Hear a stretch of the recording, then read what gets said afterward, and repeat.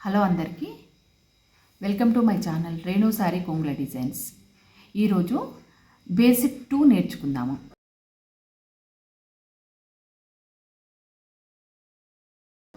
దానికి కావాల్సింది 6 strands of silk thread, needle.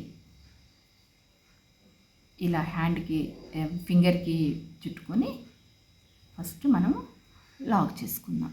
First వీడియోలో లాక్ ఎలా చేసుకోవాలో, ముడి వేసుకోవాలో తెలుస్తుంది కదా.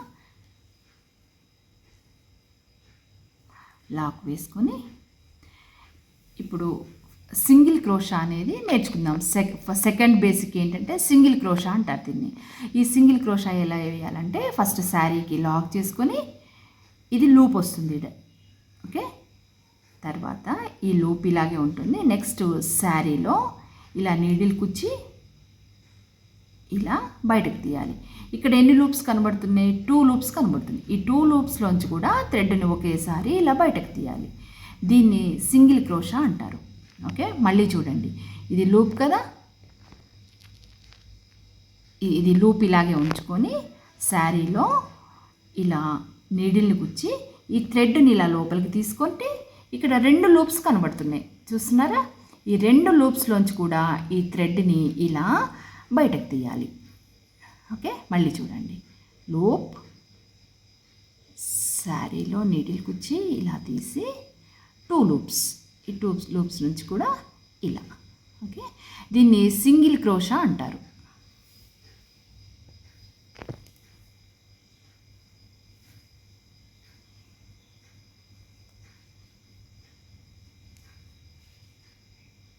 ఓకే, 2 లూప్స్,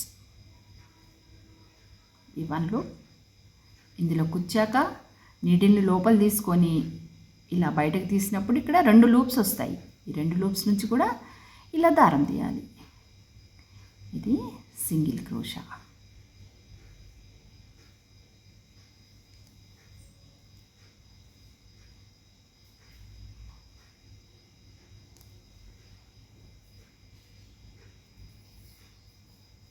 ఓకే, ఇది సింగిల్ క్రోషా. ఇది చివరి దాకా కూడా వేసుకోవాలి.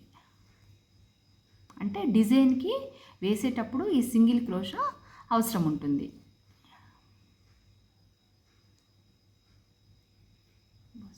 చివరి దాకా కూడా ఇలా వస్తుంది. శారీ చివరి దాకా కూడా డిజైన్ని బట్టి మనం ఎక్కడ యూజ్ చేసుకోవాలో ఈ సింగిల్ క్రోషాని అప్పుడు యూజ్ చేసుకునేటప్పుడు మీకు ప్రాక్టికల్గా నేను చూపిస్తాను.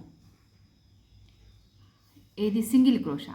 ఈ సింగిల్ క్రోషాని ఎక్కడ యూజ్ చేసుకోవాలో ముందర వీడియోస్లో డిజైన్స్ చేసుకునేటప్పుడు అవసరం పడుతుంది, అప్పుడు మీరు యూజ్ చేసుకోవాలి, ఓకే.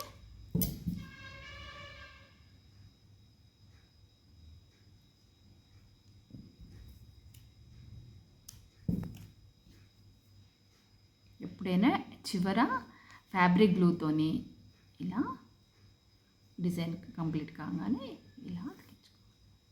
దీన్ని సింగిల్ క్రోషా అంటారు.